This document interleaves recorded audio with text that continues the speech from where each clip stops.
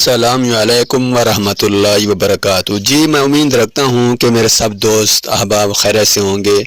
دوستوں کہ آج میں آپ کو یہ بتاؤں گا کہ بکرے کا میں آپ کو تعارف بتاؤں گا اور بکرے کے جو فوائد ہیں وہ بھی بتاؤں گا، اس کا مزاج کیا ہے کہ وہ بھی بتاؤں گا، اور یہ کہاں پر پیدا ہوتا ہے اور اس کی پیدائش ہوتی ہے وہ بھی بتاؤں گا، اس کا مزاج کیا ہے اور اس کے جو افعال کیا ہیں اور اس کے بہت بڑے جو فوائد ہیں کہ وہ بھی بتاؤں گا۔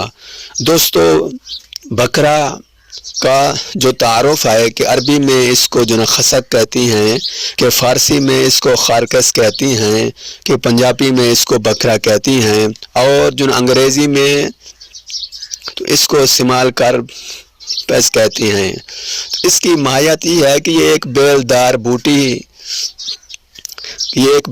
بوٹی ہوتی ہے، اس کے گوشے پر ایک جو ہے پھل ہوتا ہے۔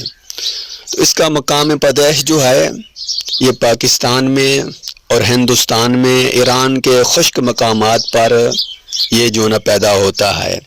اس بکرے کا مزاج جو ہے گرم اور خشک ہے، اور اس کے جو افعال ہیں وہ مدبر، حیض و مثانہ اور مکفی ہیں۔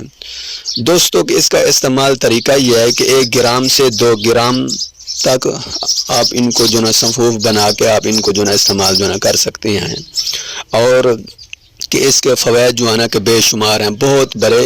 یہ ایک چھوٹی سی چیز ہے، فوائد میں دیکھا جائے تو بہت بڑے اس کے فوائد ہیں۔ یہ گردہ اور مثانے کی پتھری کو یہ دور کرتے ہیں۔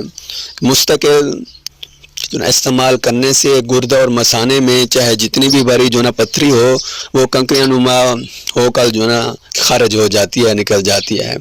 اگر گردے میں ورم آ گئی ہو، اس بکرے کے استعمال سے ورم دور ہو جاتی ہے۔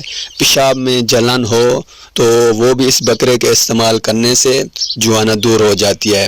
اس کا ایک بڑا فائدہ میں آپ کو یہ بتاتا ہوں کہ جس انسان کو زخم ہو گیا ہو، بڑے بڑے زخم ہو گئے ہوں یا آگ کا زخم ہو گیا ہو، اس بکرے کو کوٹ کر زخم والی جگہ پر باندھ لیں صفو بنا کر۔ یہ بمنزلے یہ اس کا فائدہ تریاق کا ہے، یہ بمنزلے یہ تریاق کا فائدہ دیتا ہے، اور اس کا فائدہ یہ ہے کہ یہ مکوی ہے اور مردانہ کمزوری کو بھی دور کرتا ہے، جریان کی بیماری کو یہ دور کرتا ہے،